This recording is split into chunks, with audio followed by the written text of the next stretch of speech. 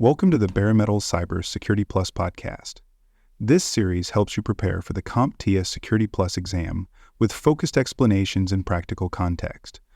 For a companion study guide, check out the Achieve CompTIA Security Plus 701 Exam Success by Dr. Jason Edwards.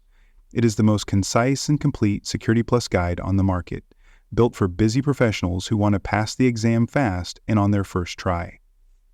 You can find this book and others at cyberauthor.me. In cybersecurity, what you don't know can absolutely hurt you. Vulnerabilities, unpatched software, misconfigured systems, outdated firmware create opportunities for attackers. And in many environments, these weaknesses grow unnoticed until they are exploited. That's why vulnerability scanning is one of the most important and proactive tools in your security arsenal. In this episode, we explore how vulnerability scanners work, how to deploy them effectively, and how they integrate with security, information, and event management systems to enhance threat visibility. Let's begin with vulnerability scanners. A vulnerability scanner is a tool designed to identify known weaknesses across systems, applications, and devices. It does this by comparing the current configuration and software versions of a system against a database of known vulnerabilities, often using identifiers like the Common Vulnerability Enumeration and Severity scores from the Common Vulnerability Scoring System. Vulnerability scanners can be deployed in multiple ways. Some are agent-based, meaning they run directly on the endpoint. Others are agentless, scanning from a central server across the network. They can be run on demand, scheduled at regular intervals, or even configured to scan continuously in high-risk environments. The power of vulnerability scanning lies in its reach. A well-directed scanner can assess hundreds or thousands of systems quickly, flagging missing patches, weak configurations, exposed services, default credentials, and outdated libraries. This turns what would be a manual, time-consuming process into an efficient, repeatable task that supports both security and compliance. Let's explore a practical example. A mid-sized healthcare provider uses a network-based vulnerability scanner to assess its servers and workstations every week. One scan detects that a group of systems has not received a recent security update for the operating system. The update fixes a known remote code execution vulnerability with a severity score of 9.8. The security team pushes the patch across the affected systems, preventing a potential compromise. Without the scan, these systems would have remained vulnerable and unprotected. Vulnerability scanning also supports compliance. Many regulations, such as the Payment Card Industry Data Security Standard and the Health Insurance Portability and Accountability Act, require regular scanning to demonstrate ongoing risk management. Scanned reports can be archived and submitted during audits to prove that known issues are being identified and addressed. Another benefit of vulnerability scanning is visibility into shadow IT, devices or applications operating outside of official processes. A full network scan may uncover an unmanaged database server, a forgotten web application, or a router with default credentials. These blind spots often become entry points for attackers. Scanning helps shine a light on what exists and whether it's secure. However, to be effective, scanning must be done thoughtfully.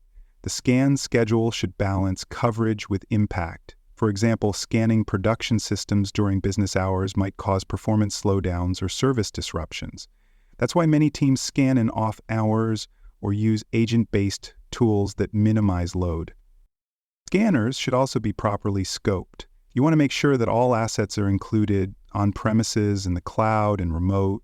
Missed systems mean missed vulnerabilities. Asset inventory tools and integration with configuration management databases can help keep scan targets accurate and up to date. It's also important to analyze and act on scan results. A scan that produces hundreds of findings is not useful unless it's followed by prioritization and remediation. Security teams must triage results based on severity, exploitability, asset criticality, and exposure. Then they must coordinate with system owners and application teams to plan and apply fixes. This leads us to our second topic, integrating scanners with security information and event management systems. A security information and event management platform centralizes logs and security data from across the environment. By integrating scan results into the security information and event management system, organizations gain greater visibility and context for threats. When scan data is fed into a security information and event management system, it becomes part of a larger picture. For example, a known vulnerability on a server may seem low priority on its own, but if that same server generates anomalous logins or unexpected traffic, the security information and event management system can correlate the events. Now the vulnerability is not just theoretical, it's part of an active incident. Let's walk through a practical scenario. A financial firm integrates its vulnerability scanner with its security information and event management platform. During a routine scan, a vulnerability is detected on a web server. On its own, it's marked as medium severity, but the security information and event management system also observes failed logging attempts from overseas Internet Protocol addresses targeting the same server. These events are correlated, and the security information and event management platform escalates the alert. The team responds, locks down the server, and applies the missing patch. Integration allowed them to connect the dots and act before the threat escalated. Another example comes from a university that uses vulnerability scans to monitor endpoint compliance.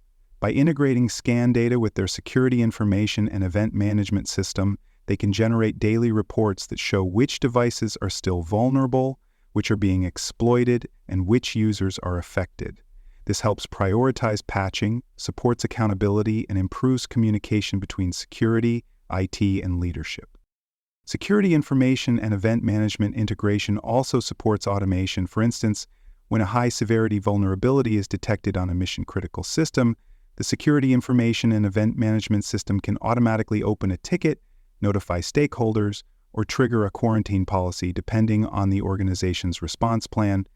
This shortens response time and reduces the risk of manual error or delay. However, integration must be managed carefully. Scan data can be large, and if not filtered, it may overwhelm the security information and event management platform with noise. That's why it's important to tune the integration, deciding which scan results to forward, which alerts to trigger, and how to group or tag findings for correlation.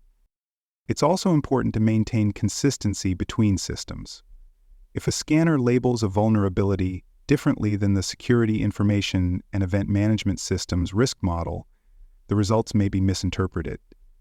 Standardizing on common vulnerability enumeration identifiers and common vulnerability scoring system scores helps align data across platforms.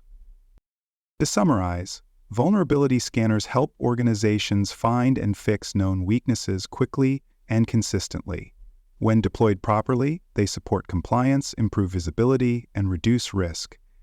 Integrating scanners with security information and event management systems enhances this value by connecting vulnerabilities to real-time activity, supporting correlation, automation, and better decision-making. Together, these tools create a more proactive and intelligent defense posture.